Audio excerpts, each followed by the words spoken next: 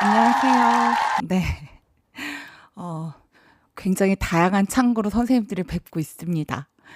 지난주 금요일은 음 노량진 강의실에서 강의를 하면서 직강 실강 선생님들을 뵙고 또 인강 촬영이 됐고요. 그리고 일요일 날은 대구에 다녀왔습니다. 그래서 대구에 가서 동성로에 있는 스터디 카페에서 이제 신청하신 선생님들을 또 뵙고 직접 답안에 대한 피드백도 드리고 수험 생활에 대한 학습 코칭도 드리고 왔습니다.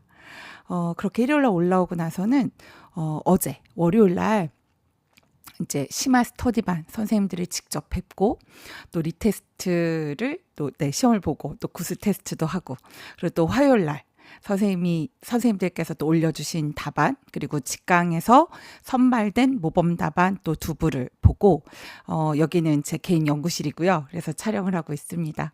어떤 만남이 좋으신가요? 네, 좋은 만남을 가장 많이 또 시간을 확보해서 또 다양하게, 그래서 또 자주 뵐 수 있도록 하겠습니다. 제가 강의 날 워낙은 공개 첨삭은 했었는데요. 그래서 그런데 제가 당일날 이제 점심시간에 아주 짧은 시간을 보고 전달해 드리다 보니까 정말 드리고 싶은 내용들이 나중에 보고 좀 아쉬운 느낌이 들 때가 있더라고요. 그래서 올해는 좀 시스템을 달리 해봤습니다. 그래서 직강 선생님 답안은 이제 두 부를 모범 답안을 뽑았습니다. 그래서 그거를 금요일 자료실에 이미 올려드렸고 직강 선생님도 받아가셨는데요. 좀 참고해서 보셨나요? 어제 심화 스터디반 선생님들하고 학습 코칭을 할 때 이제 선생님들 모범 답안도 그렇고 또 인강 선생님들 올려주신 답안도 보면서 좀 기도 죽고 약간 정말 해도 되는 시험인가? 이렇게 잘하시는 분들이 많네? 뭐 이런 느낌을 받으셨다고 하시더라고요.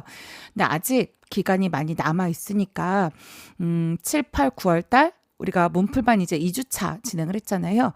그래서 남은 이제 8주 진행하시면서 어떤 답안이 좋은 답안인지 보는 눈을, 안목을 키우시고요. 좋은 답안을 볼 수 있는 안목을 갖게 되면 내 답안도 점차 더 좋아질 수 있습니다. 그래서 일단 안목 기르는 거. 그래서 매주 이렇게 올려드리는 답안에 대한 공개 첨삭, 그리고 또 드리는 모범 답안들 이런 거 참고하시면서 선생님들 답안이 이제 차곡차곡 채워져서 합격에 더욱 가까이 가길 바라겠습니다. 그리고 작년 서울석 선생님도 직강에서 모범 답안으로 선발이 됐었고요. 전년도 서울석 선생님도 모범 답안으로 선발이 되고 또 직강에 참여했던 선생님입니다. 제가 모범 답안을 뽑혀야만 아주 좋은 성적으로 서울석을 한다, 이 얘기를 드리고 싶은 게 아니라 저희가 모범 답안으로 매주 두 부씩을 볼 수 있다라고 하는 건 상대평가에서 정말 그러니까 이걸 볼 수 있을 때 없을 때가 많이 달라진다고 생각을 하거든요. 그래도 전국에서 제일 커트라인이 높았던 지역에 수석으로 그러니까 합격을 하신 선생님의 답안을 내가 직접 봤다라고 하는 건 실전 시험의 답안이 아니긴 하지만 그들이 어느 정도를 쓰고 있는지를 저희가 보는 거잖아요. 그러면 상대평가에서는 어느 정도를 해야 나도 저 사람만큼 이제 좋은 성적으로 붙을 수 있겠구나. 그래서 좀 기준을 두고 그걸 좀 향해 갈 수 있는 어떤 한편으로는 페이스메이커가 될 수 있는 거고요. 또 어떻게 보면 더 좋은 답안을 써서 나 역시 내가 원하는 지역에서 굉장히 좋은 점수로 합격할 수 있는 어떤 노하우를 얻을 수 있는, 그러니까 그런 팁을 찾을 수 있는 답안이라는 생각이 듭니다. 그래서 그냥 드리는 걸 감동만 받지 마시고요. 그래서 잘 썼다, 어쩜 이렇게 쓰지라는 감동만 받지 마시고 그 안에서 소소하지만 또 아주 굉장히 중요한 그런 팁들을 얻어 가시길 바라는 마음입니다. 제가 또 내부이다 보니까, 그러니까 4명에 대한 공개 첨삭을 하다 보면 직강 선생님들의 답을 뭐 8패들 다 해드리게 되면 시간이 너무 그러니까 길어지게 되고 선생님들 역시 또 귀한 시간들을 너무 많이 할애하게 되실 것 같아서요. 일단 읽어보시면서 쓰시고, 그래서 그 직강에서의 그러니까 선발이 되신 답안 선생님, 그러니까 그 선발된 답안에서도 한쪽씩, 그리고 또 인강 선생님이 지정 페이지가 있잖아요. 그래서 그렇게 해가지고 이제 4장에 해당되는 그 첨삭을 들어보실 수 있겠습니다.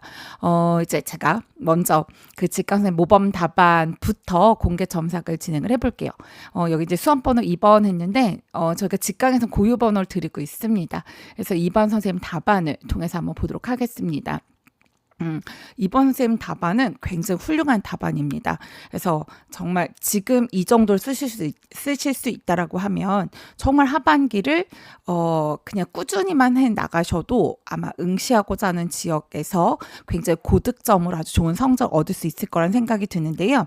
1번부터 보면 그 비만에 대한 정의였던 문제였습니다. 근데 기출에서 나왔던 표현 정말 거의 그대로 그냥 암기가 다 되어 있으시더라고요. 그래서 보면은 뭐 섭취한 칼로리가 그 소모한 칼로리보다 많아 체내 지방이 과연 축적된 상태이다라고 해서 에너지를 칼로리라고 쓰신 거 말고는 기출된 것을 거의 그대로 옮기신, 그래서 기출 분석도 굉장히 많이 하셨고, 또 기출의 이제 지문에 보기에, 이건 객관식에서 출제될 때 보기에 나왔던 내용이거든요. 그것에 대한 암기도 잘 되어 있는 상태입니다. 그리고 직접 기출되진 않았지만 저희 허리둘레에 대한 게 사실 나와서 좀 확장해서 보는 개념이잖아요. 그래서 이제 측정하는 부위를 구체적으로 써주시는 거, 네, 하시면 좋겠다라는 거고, 그리고 그 계획된 행위 이론에서 이제 그 사례에서 설명하고 있는 것에 해당되는 그 개념을 쓰라고 했던 거고요. 지각된 행동 통제라고 했습니다. 그래서 기입형이기 때문에 물었던 내용만 쓰셔도 굉장히 훌륭하게 전 쓰시는 내용이었는데요. 근데 뒤에 보면 이제 부연 설명을 하셨습니다. 그래서 제가 강조하고 있는 2갈씩, 그리고 그러니까 2갈씩 굉장히 잘하셨고 키워드에 대한 정확도 굉장히 높아요. 근데 여기서 이제 연습 과정, 그러니까 부연 설명까지 너무 잘해주셨습니다. 그래서 칭찬해드리고 싶은 부분에 제가 오케이나 뭐 굿 뭐 이런 것 좀 조금 써놨는데요. 굉장히 잘 작성하셨고, 또 시간이 허락되는 한 최대한 직접적인 부연 설명을 자꾸 쓰는 연습을 하시는 거는 또 우리가 연습할 땐 지각된 행동 통제가 답이지만 뭐 지각된 행동 통제를 주고 그걸 설명해봐라 이렇게 나올 수도 있는 거잖아요. 또 저희가 상대평가이기 때문에 묻는 것을 쓰고, 그리고 그것에 대한 직접적인 정의 정도라고 하는 건 상대평가에서 자세하게 쓰고 좀 더 정확하게 기술하는 건 우위에 설 수 있는 그 답안 작성법이 되잖아요. 그래서 최대한 이 연습을 해가시는 걸 추천을 드립니다. 그리고 2번에서 본 건강생활지원센터에서 국시에서만 출제가 되고 공무원 시험에 나왔는데, 네, 이것도 잘 작성을 하셨더라고요. 그리고 행정안전부 해가지고 이제 기출됐던, 그러니까 보건소에서 저희가 그 90년대 객관식으로 나와서 보건복지부에 대한 내용이었는데, 그 내용을 보면서 이제 그 행안부 에서의 뭐 인사나 뭐 이런 통제를 받고 기술 지원이나 이거는 보건복지부 받는다라고 해서 보건소에 대한 걸 보셨었거든요. 근데 잘 기억하시고 이제 응용해가지고 확장해서 잘 기억을 하셨던 것 같습니다. 3번에서 보면 타나일의 건강증진 모형이에요. 얜 출제가 된 적이 없긴 하지만 제 공무원 시험이랑 뭐 보건교육사 시험에서 인접한 시험대 출제가 되기 때문에 보시라고 했던 개념이거든요. 그래서 이제 응용 문제에서 놓치긴 하셨더라고요. 그래서 제가 옆에 써놨던 게 뭐였냐면, 이렇게 플러스 표시한 건 조금 이제 더하시면 고득점을 받는 데 있어서 도움이 되실 거다라고 해서 써드린 건데, 기출에 대한 건 분석도 굉장히 잘 돼 있고 기출된 개념에 대한 건 키워드 암기도 너무 훌륭하게 잘 되어 있습니다. 그런데 적용하는, 그러니까 구체적인 사례를 줘서 좀 적용하게 하는 건 개념을 모르시진 않는 것 같은데, 실질적인 적용에 대한 거에서는 조금씩 그 이제 점수를 그것까지 받으면 정말 고득점이 가능할 텐데 좀 그 부분에서 아직은 연습이 덜 된 모습이 보여집니다.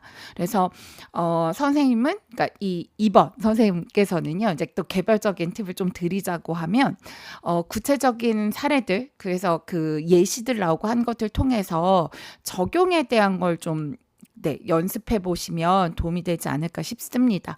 그리고 회독을 하시는 건 지금대로 진행하시되 그래서 틀렸을 때 내가 적용을 할 때 어떤 상황에서 이제 건강 보호로 착각을 했을까? 그래서 그 부분에서 어떤 게 팁으로 나와서 실전에서 이 개념이 나왔을 때 절대로 실수하지 않고 점수를 받을 수 있으려면 이제 적용할 때 어떤 거에 좀 유념을 해야 되는지 이런 것들을 좀 그 세세한 내용들을 확인하시면서 학습하시고, 그리고 회독을 하실 때도 그 내용들을 같이 좀 기입을 해두시게 되면, 그래서 그런 팁들을 기억하셔가지고 답안을 작성하실 수 있지 않을까 싶습니다. 그리고 밑에 보면은 그 포럼에 대한 거였고요. 포럼도 기출된 내용 다 잘 쓰셨습니다. 근데 여기에서 이제 맞게 채점은 되어 있어가지고, 근데 전문가가 뭐 1명에서 3명 정도가 짧게 발표를 한다라고 하는 거예요. 그래서 10분에 15분간, 그러니까 짧게 연설을 할 거고요. 그리고 사회자 진행에 따라서 청중과 질의응답을 주고받는데, 근데 발표 내용을 중심으로 요것도 키워드가 같이 포함을 해서 보시면 좋을 것 같습니다. 여기서도 마찬가지로 기출에 대한 걸 거의 그대로 기억을 하고 계신 거여서 분석도 잘 하시고, 또 기출 내용에 포함이 된 키워드들 학습을 잘 하시고 있다는 느낌을 또 받았습니다. 4번에서도 보면은 헬스플랜 2030이고요. 그래서 그 목적에 대한 거라든가, 그리고 나에서 보면 여기서 이제 적용 문제에 대한 거, 그것도 잘 접근하셨습니다.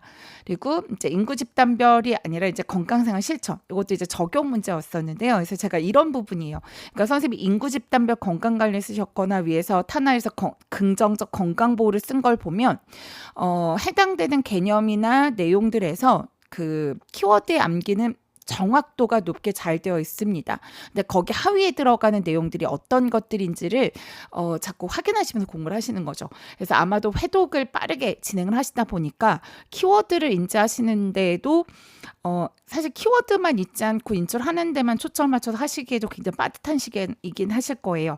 근데 이번 선생님 같은 경우는 조금 더 그거의 수준을 넘어서 공략을 하셔도 될 것 같거든요. 그래서 좀 과감하게, 그리고 좀 더 세부적인 예시들, 뭐 이론서에 들어있는 것들까지 좀 꼼꼼히, 그리고 틀린 거는 그 틀렸던 내용을 이론서에다 추가하셔서 그 예시들 넣어두셔가지고 실전에 나오면은 꼭 접근해서 그 놓치지 않고 쓰실 수 있도록 접근하시면 좋을 것 같습니다.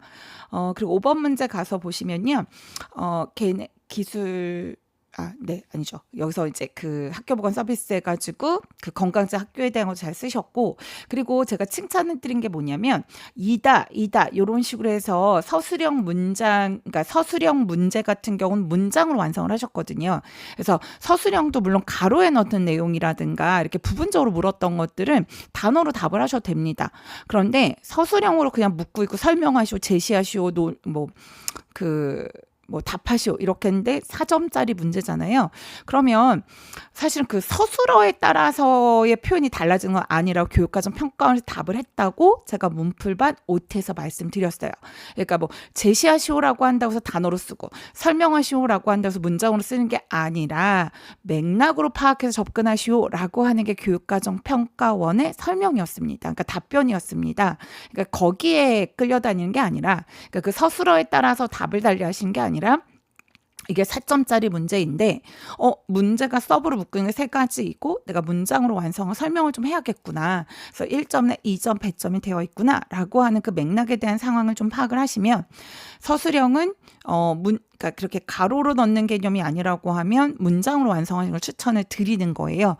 그래서 물론 서술형에서는 아직 그런 경우가 없었는데, 과거에 보면은 그 2009년도부터 해서 조금 시험 제도가 바뀌어지면서 논술형도 포함이 되어 있었거든요. 근데 논술형에서 뭐 배점이 10점짜리가 있고 8점짜리가 있고 이랬었습니다. 근데 당시에 그 작성 방법 안에 서론, 본론, 결론의 형식을 갖출 것이라고 하는 조건이 붙기 이전부터, 그러니까 그 이전부터 서론, 본론, 결론에 대한 형식을 갖추지 않았을 때 감점 채점을 했던 해가 있었다고 전에 들었거든요.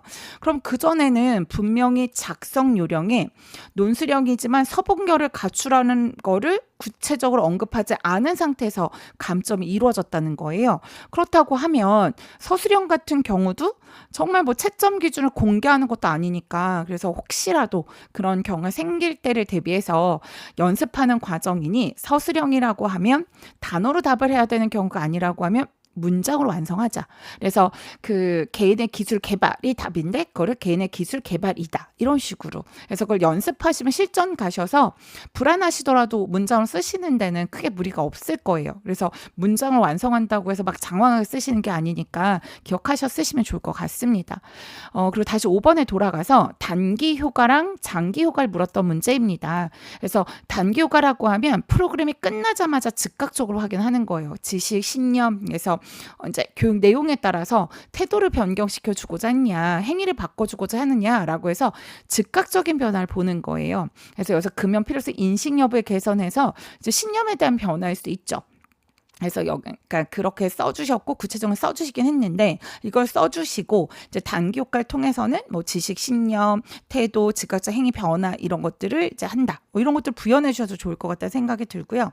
장기 효과에서 흡연율 감소라고 했는데 즉각적인 흡연 행위에 대한 변화가 생겨진 건 단기입니다.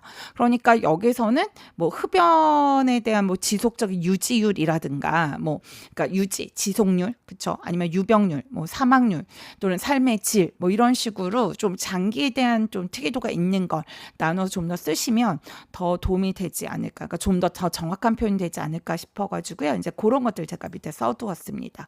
그리고 아래쪽에 이제 그 실행 단계 해가지고 변화 스테이지 이제 행동 단계, 실행 단계이고 여기 쓸 수 있는 변화 과정, 프로세스는 세 가지를 두 가지씩으로 쓰셨어요. 그러니까 묻는 거를 쓰고 그리고 그것에 대한 걸 두 가지씩 제시해주고 각각 하나씩 가져다가 뒤에다 부연 설명을 해주고 있습니다. 저희 시험은 채점자들이 네 문제에서 뭐 6문항 정도를 이제 배당을 받아서 3인 1조로 해가지고 굉장히 신속한 정말 기계적인 채점을 하신다고 하거든요.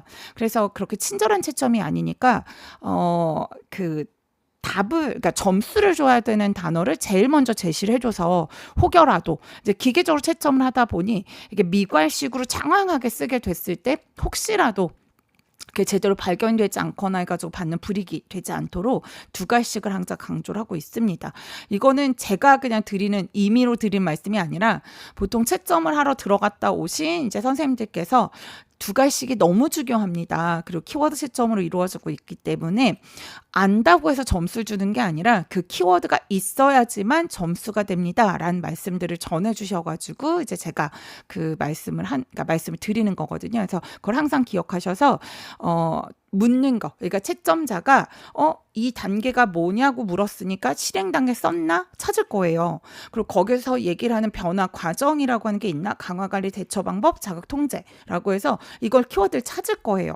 이거를 배점을 주겠죠. 그러니까 배점을 줘야 되는 것에 대한 걸 먼저 제시해주고 난 다음에 그 밑에서 각각에 대한 부연 설명들, 나 이렇게 정확하게 알고 있고 다른 사람들보다 더 자세하고 정확한 공부를 했어라고 하는 걸 통해 가지고 밑에 부연을 해줌으로써 상대평가에서 조금 더 우위에 설 수 있도록 하는 거죠. 그러니까 기본적인 채점에서 불이익 보지 않게 두 가지식으로 키워드로 쓰고, 그리고 상대평가에서 우위를 차지하려고 하면 부연 설명을 써서 나는 좀 더 자세하게 쓸 수 있고 좀 더 정확하게 알고 있어 라고 하는 걸 어필한다라고 하는 거죠. 그러니까 꼭 기억해야 될 게 두 가지식으로 작성한다. 두 번째, 키워드로 쓴다. 내가 안다고 해도 키워드가 아니면 안다고 인정해주지 않고 점수를 주지 않는다라고 하는 거 반드시 기억하셔야 되는 거고, 그리고 직접적인 부연은 뒤에 써주셔서 이제 다른 사람에 비해서 상대평가에서 우위에 설 수 있도록 한다. 이 세 가지를 기억해 보시면 좋을 것 같습니다. 그리고 6번 문제 가서 보시면 6번 문제에서는 이제 그 적응 이론에서 이제 간호 계획이라고 하는 걸 쓰시도록 했던 거고요. 그래서 이제 틀린 내용을 제가 그러니까 그 위에다 답안을 써드렸는데 오답 노트를 만들고 하는 거는 제가 처음에 시작할 때도 그러니까 그 문풀반 시작할 때 시간을 좀 효율적으로 활용하는 방법들에서 설명을 드렸었는데 따로 작성하시는 거 정말 추천해드리지 않습니다. 그런데 시험지에만 써놓게 되면은 또 그건 또 그 실수를 내가 틀렸던 걸 현장 가서 또 틀리고 온다는 말씀을 하시는 선생님들이 꽤 있거든요. 그래서 틀렸던 내용을 문제지에 써서 이제 복습할 때 활용을 하실 수도 있지만 이거는 그 이론서에서 내가 틀린 내용을 뭐 색깔을 달리 해가지고 꼭 표시하셔가지고 아 내가 이렇게 써서 틀렸었지라고 하는 걸 상기함으로써 절대 내가 왜 이렇게 생각을 했고 정확한 답안은 뭔지에 대한 걸 꼭 분별하셔서 그래서 회독을 할 때마다 리마인드를 할 때마다 아 이렇게 착각하지 말아야지 내가 이렇게 키워드 놓치지 말아야지라고 하는 걸 리마인드 해서 실전에서 또 동일한 문제나 유사한 문제가 나왔을 때 그렇게 그 점수를 잃는 일이 생기지 않도록 하면 좋을 것 같습니다. 그리고 초점 자극, 관련 자극, 잔여 자극해서 위에서처럼 두 가지씩 써주셨고 뒤에 각각을 설명해 주셨습니다. 이렇게 연습하시고 굉장히 잘하셨어요. 그래서 했고 그리고 그 아래 보면 이제 적응 반응과 비효율적 반응해서 점수를 받는 건 이제 다 써주셨어요. 그런데 이때에도 이제 부연 설명까지 붙여서 그러니까 복습하실 때는 이제 부연 설명해서 복습하는 거. 그리고 제가 가로에다가 1일 3, 4문항이라고 해놓은 게 뭐냐면 선생님들이 이제 제가 드린 회독표를 따라서 하시는 대부분의 선생님들은 그죠. 그래서 선생님들하고 이제 그동안 만나서 심스반이나 대구 가서 뵙고 이제 해서 보니까 대부분 회독표를 따라서 공부를 하시더라고요. 근데 회독표를 따라서 공부를 하시게 되면 예습 위주의 공부를 하시게 됩니다. 근데 예습과 복습을 둘 다 꼼꼼히 절대 못해요. 그쵸? 지금 해보시면 아시겠지만 예습이 그러니까는 그 회독표를 따라가는 게 굉장히 힘들잖아요. 그래서 지금 사회독 누적 학습으로 되어져 있지만 어떤 분은 뭐 1회독만 겨우 합니다. 하지만 그걸 따라가고 있습니다. 2회독해서 전날 정도만 보고 있습니다. 그리고 꾸역꾸역이지만 회독표 따라가고 있습니다. 다양하게 말씀하시더라고요. 근데 그걸 따라간다라고 하는 건 일단 예습 위주입니다. 그러면 복습을 하시는 게 따로 낼 시간이 부족하실 거예요. 그러면 복습을 하실 때는 저희가 전공 A 12문항 그리고 전공 B가 11문항이잖아요. 합치면 23문항이에요. 그럼 그거를 23개를 뭐 일주일에 하루 정도 쉬는 날 빼고 6일로 나눠서 보면 3, 4문항 정도로 나누실 수가 있습니다. 그러면 그 3, 4문항 해가지고 확장된 개념과 그래서 제가 뭐 마이맵이랑 얘기를 하면서 좀 더 확장된 개념 말씀드리잖아요. 그거랑 내가 틀린 개념이랑 그래서 그 내용을 정확하게 인출할 수 있도록 하루에 1시간에서 1시간 반 정도를 들여서 하시는 거예요. 뭐 길어도 한 2시간? 근데 그것보다 넘어서면 예습을 하는데 아무래도 방해를 받기 때문에 보통 1시간, 1시간 반 정도 이내에 이제 내가 틀린 거. 왜냐하면 세문항이나 네문항의 확장 개념을 보는 거고 세문항에서 네문항에서 내가 틀린 개념에 대한 걸 정확하게 암기하는 거잖아요.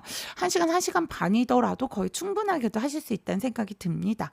그래서 요 틀린 거. 그러니까 여기선 지금 이번 선생님 맞으셨거든요. 근데 적응 반응과 비효율적 반응이 맞았지만 그거에 대한 부연 설명까지를 복습할 때 외우시는 거예요. 그러니까 그걸 추천드리고 싶어가지고 옆에 써놨습니다. 그리고 문항 7번에서 보면 진숙이 가족이다라고 해서 그 발달 주기 잘 써주셨고요. 그리고 뒤에 너무나 잘 써주셨어요. 그러니까 첫 자녀 결혼부터 막내 자녀의 결혼이 이루어진 시기로 자녀들이 집을 떠난 단계이다. 완벽하게 쓰셨거든요. 자, 이렇게 얘기를 하는 이유가 뭐냐면 제가 심화 스터디반에서도 그렇고 대구에 가서도 구두 첨삭을 하고 왔어요. 그런데 보니까 이거를 첫 자녀 결혼을 한 상태이다. 뭐 이런 식으로 해서 되게 단편적으로 쓰신 경우들도 꽤 많았거든요. 근데 상대평가이고 좀 더 정확하고 좀 더 자세하게 쓰셔야 점수를 잘 받을 수 있다라고 하는 걸 기억하신다고 하면 네.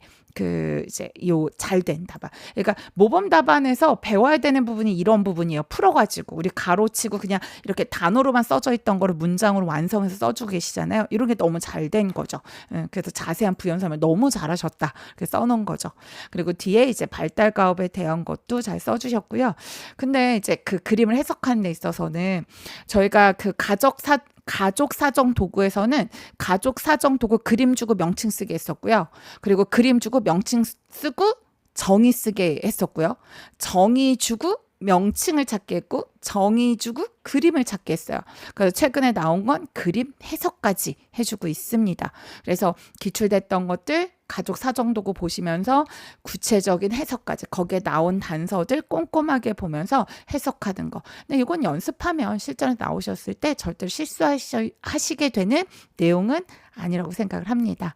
그래서 이번 선생님 이제 우리가 모범 답안이었고요. 지금 공개 첨삭을 맞추는데 그러니까 그 분명히 좀 더 부연을 해 주셔야 되는 부분이 있긴 하지만 전반적으로 너무나 훌륭한 답안입니다. 지금 이 시기에 이 정도이고요. 요걸 잘 이어간다라고 하면 굉장히 고득점으로, 그래서 지역에서 거의 수석 차석, 그래서 3등 안에 들 수 있는 답이 되지 않을까 싶습니다. 그래서 선생님도 지금 안내 드린 대로, 그리고 지금 해오신 것처럼 꾸준히 하셔서 고득점 얻으셔가지고 선생님의 명예와, 그리고 저도 덩달아 어깨가 좀 으쓱해질 수 있는 기회를 만들어 주시면 좋을 것 같고요. 그리고 또 이 모범 답안을 통해서 다른 선생님들께서도 많은 노하우를 좀 배워가셨으면 좋겠습니다. 그럼 이어서 두 번째 모범 답안의 선생님은 전공 B의 이제 앞페이지 답안을 같이 보도록 하겠습니다.